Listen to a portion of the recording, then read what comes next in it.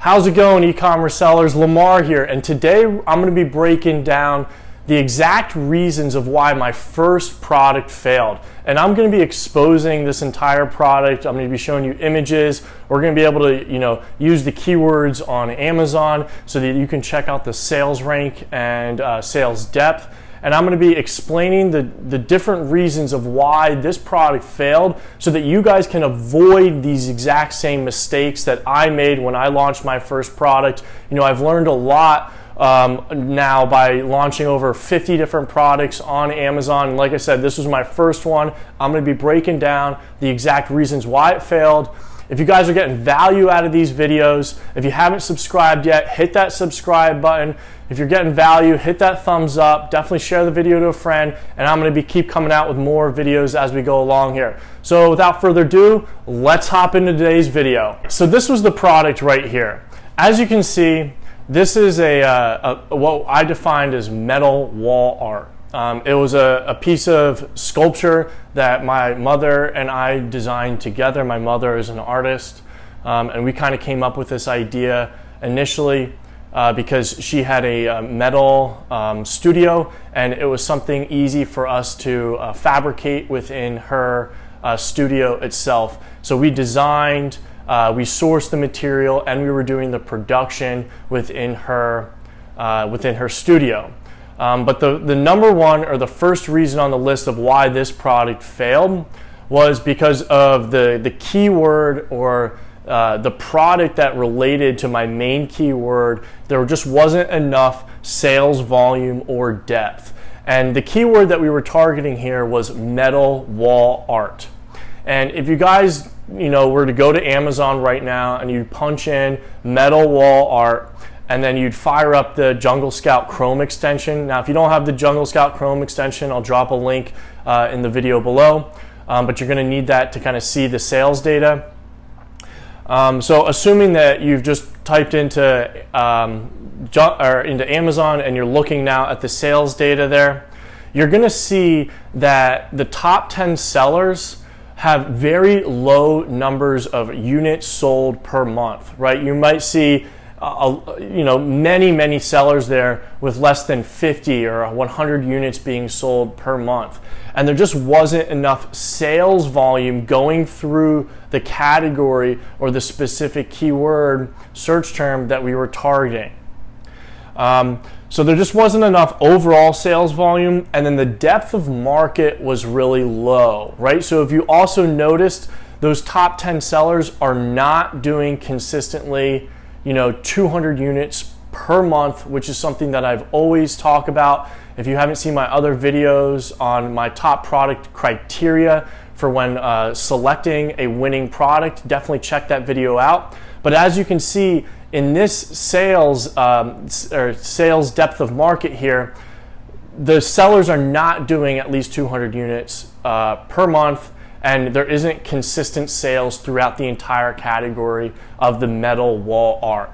And that is reason number one of why this product failed. Reason number two comes on the list of supply chain.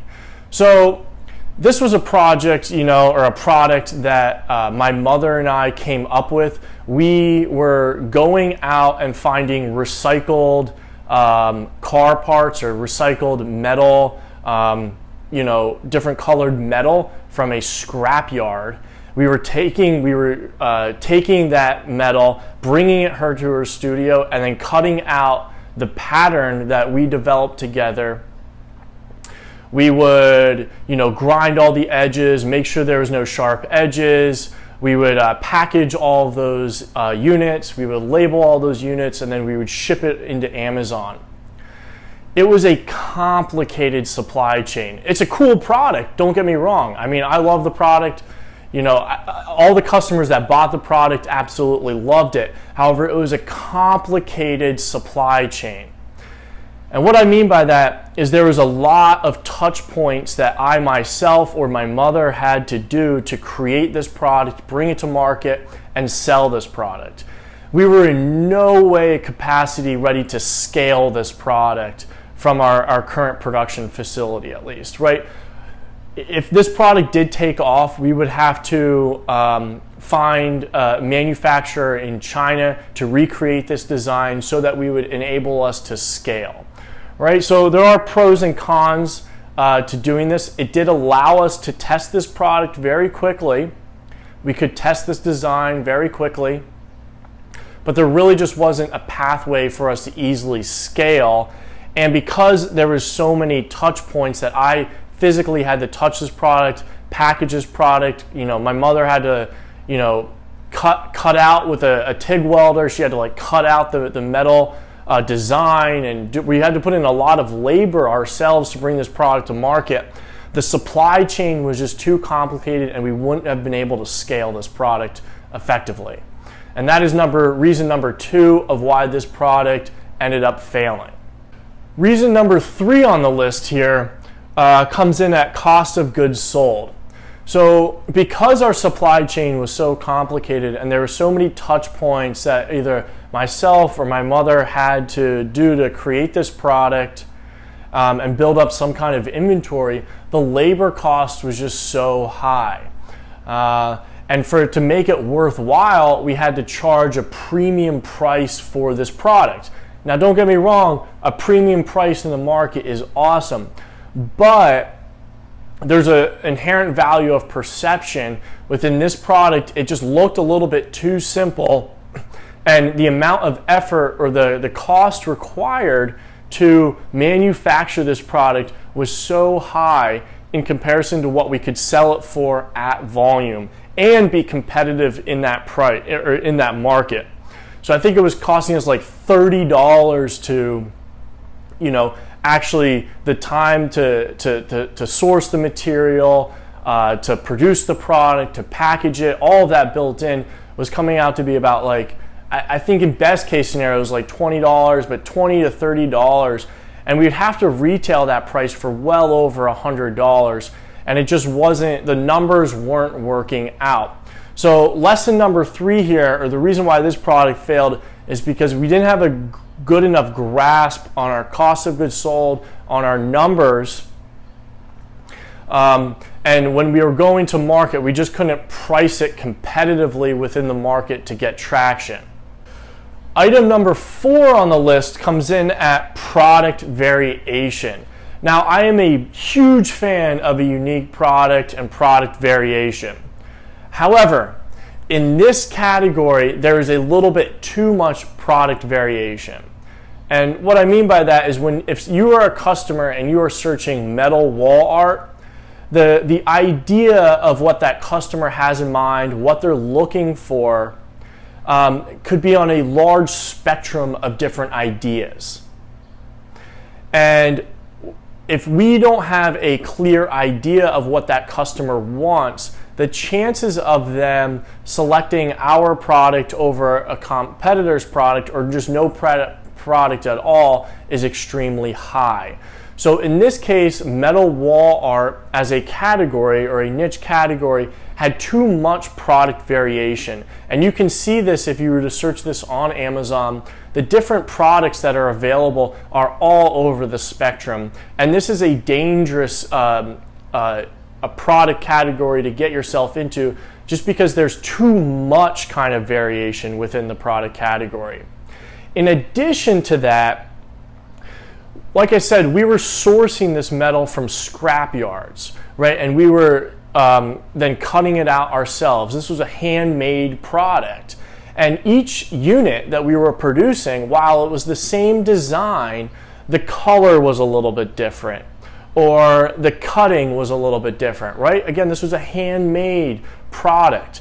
So we weren't able to consistently produce the exact same product or unit, build up inventory that all looked exactly the same. And if you guys know, when you're selling on Amazon, everything has to be exactly the same. Your images, your text, the copy, how you describe the product, the inserts, right? How you sell that product online, how you describe it online on that Amazon listing page, that is exactly how the customer must receive the product. And they're not always forgiving about that. So in our images, the product looked a certain way, had a certain yellow color, It had a certain shape. While the majority of that was still the same, there was still about 10 to 20% that was a little bit different. Right? Maybe there was a little bit more of a scratch mark on one, or maybe the yellow color was a little bit lighter in this one. So there was too much of a product variation between the different products. And while that didn't hurt us initially, I could foresee that coming up in the future of that this just wasn't going to be a feasible product as we continue to scale up. So there you guys have it. I just wanted to drop a couple of tips there for reasons why my first product failed. I did want to leave it off though, is that while this product did fail, I learned a ton about Amazon, okay? And this product taught me how to go through the processes, how to do the packaging, how to do the barcodes, how to create listings. I mean, it really was an Amazon MBA, if you want to call it that, right? This product failed, but it like literally taught me how to do Amazon FBA. And then I went on to launch my second product, which became a huge success for me. And now, like I said, I've launched over 50 different products.